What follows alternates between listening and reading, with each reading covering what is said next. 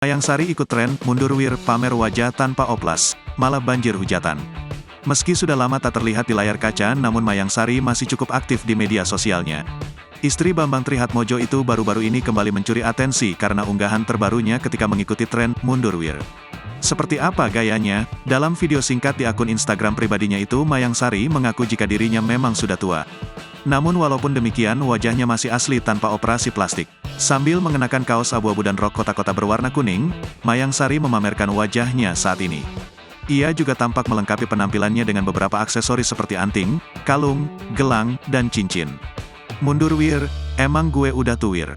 Mundur wir, meskipun gue udah tuwir, tapi hidung gue asli aslong. Mundur wir, mundur, meskipun gue udah tuwir tapi muka gue semuanya juga asli, terangnya. Dengan rambut panjang yang dikeriting gantung dan wajah yang dipulas riasan natural, Ibu Hirani itu tampil penuh percaya diri. Mayang Sari sendiri saat ini diketahui sudah berusia 52 tahun.